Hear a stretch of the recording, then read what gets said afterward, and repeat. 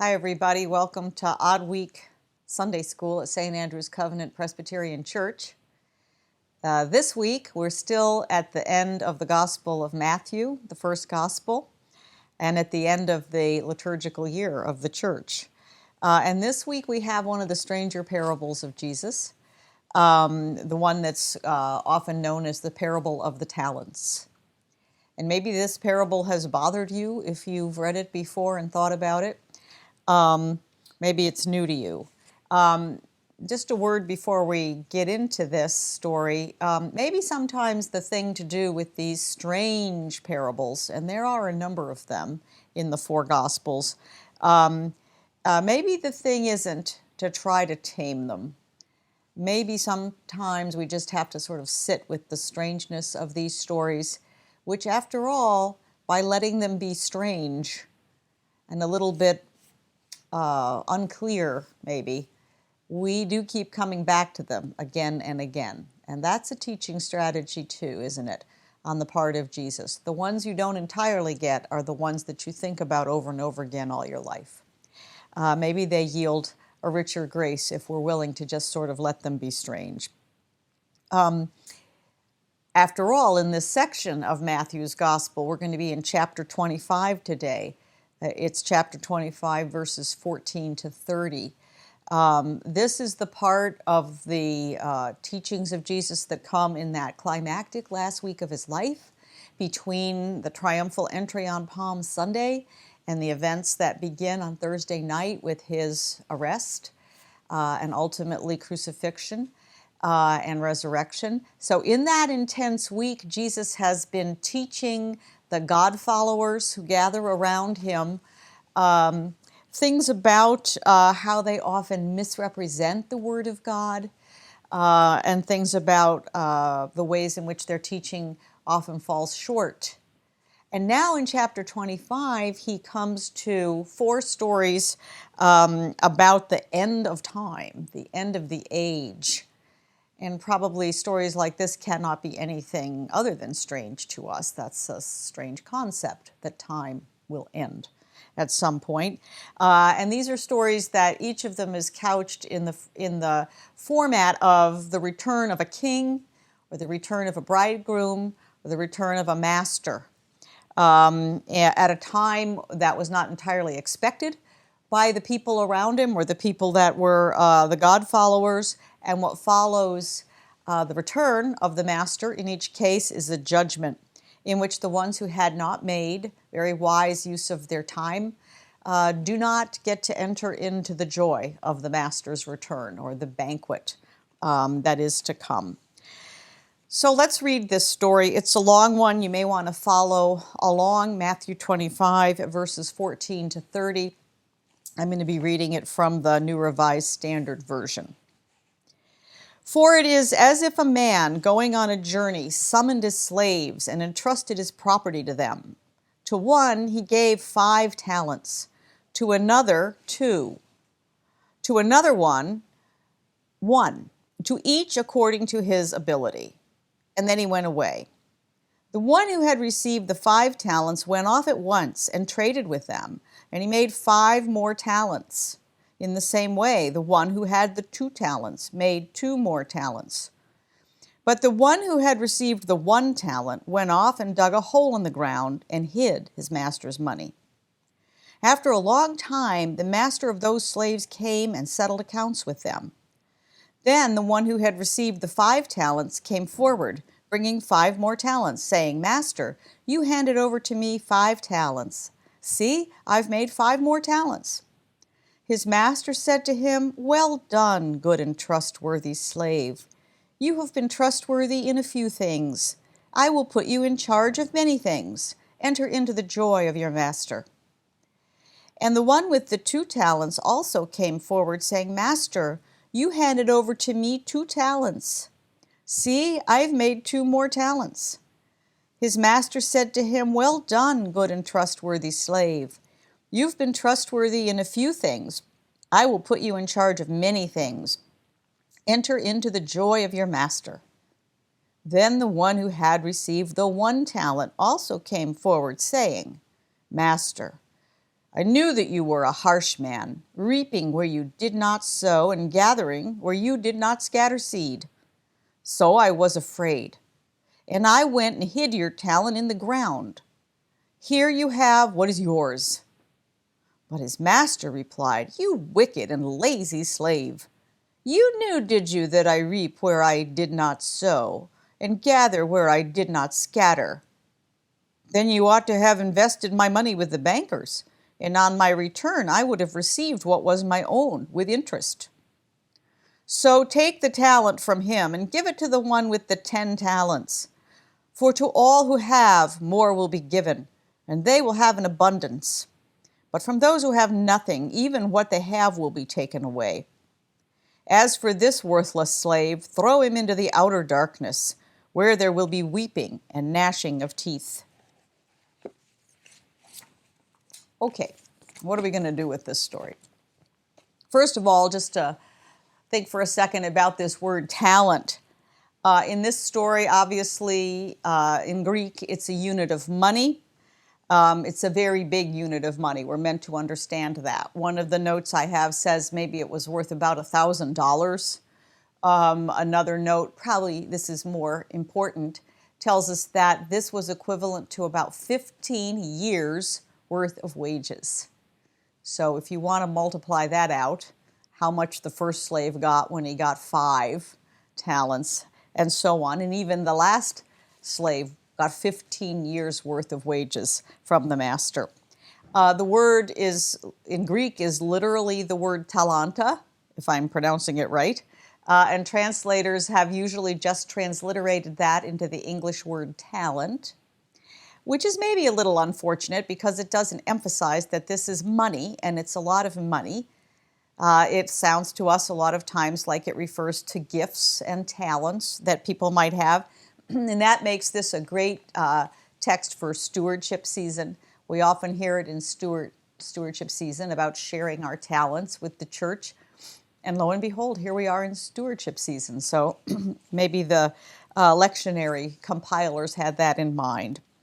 And that's not a bad way to understand the word, but I think it packs a little bit more punch if we really literally think of it as money. Maybe this story, though, isn't so much about using our talents for the good of the church as it is about the relationship between the master and the third slave. The first 2 slaves, after all, are almost foils, right? They are identical.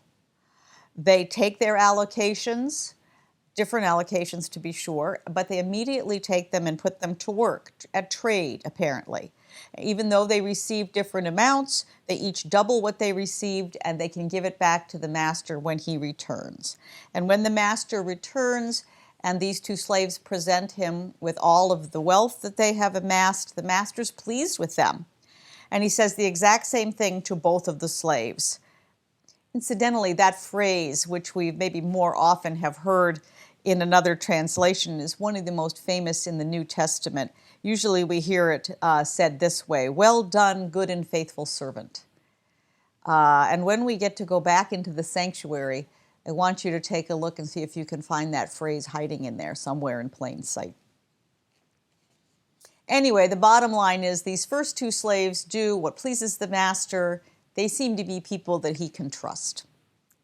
But the drama in the story is between the master and the third slave. Well, what do we learn about the master in this story? What's he like? I mean, at the end of the story, the third slave is pretty angry with him and accuses the master of being harsh and reaping where he did not sow. And I think the master doesn't actually deny that. He doesn't challenge that.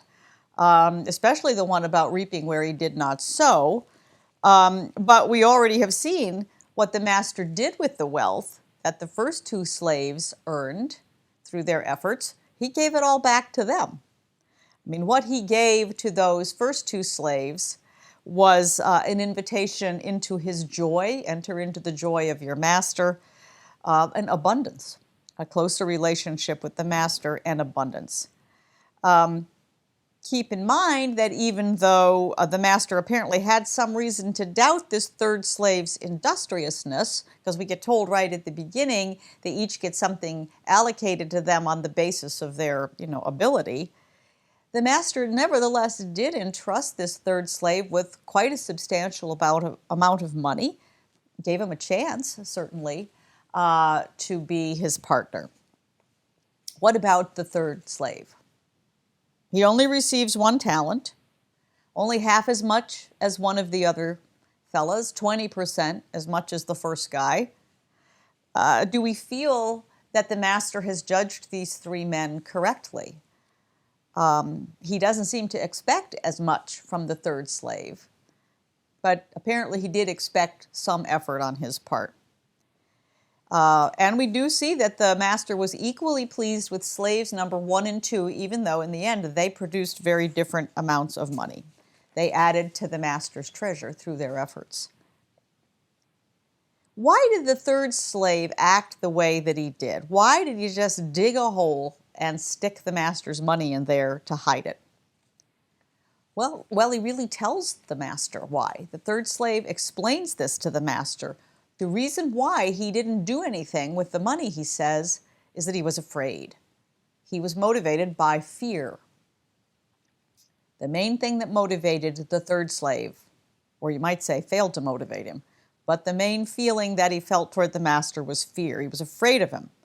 He thought of the master as powerful and maybe making judgments that were, not fair, maybe vengeful, maybe full of wrath, reaping where he did not sow. And here I just want to pause for a minute and say there are lots of phrases we get in English, particularly in the Old Testament, like the one in Proverbs, fear of the Lord is the beginning of wisdom. And often we get a phrase that tells us that fear of the Lord is good.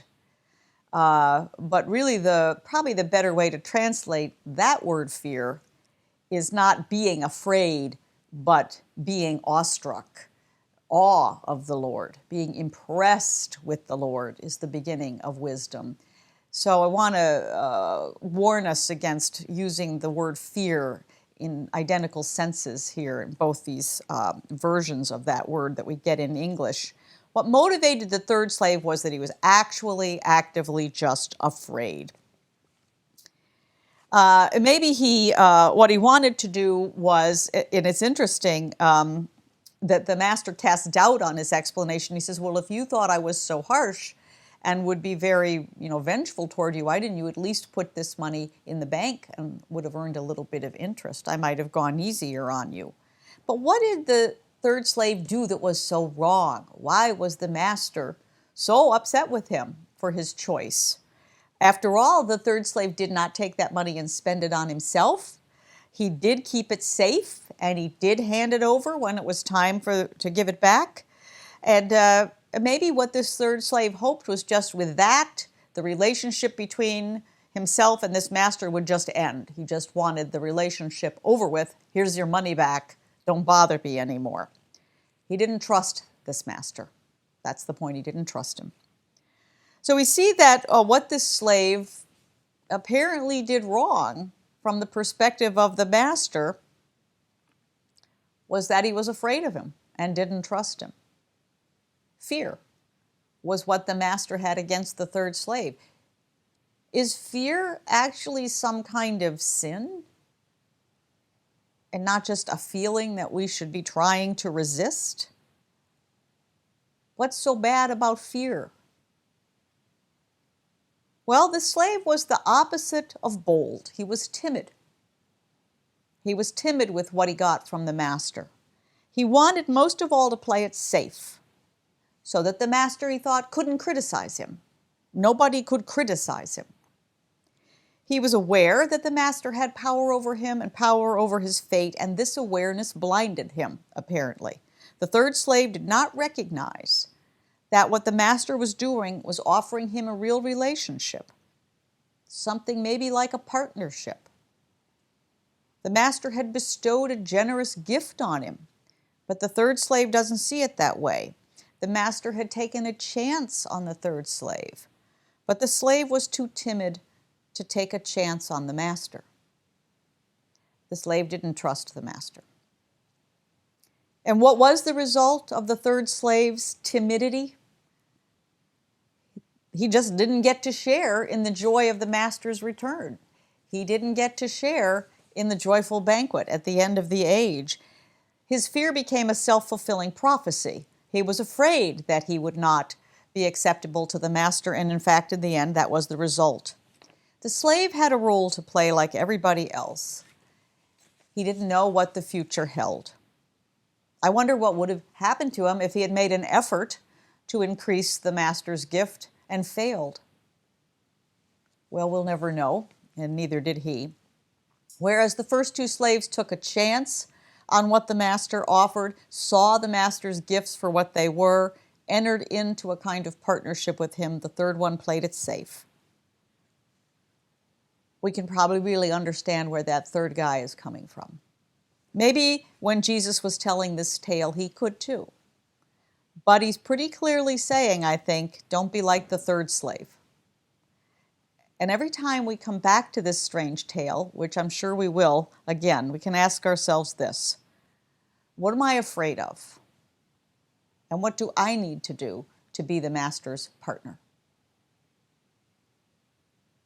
And with that, we'll see you in a couple weeks.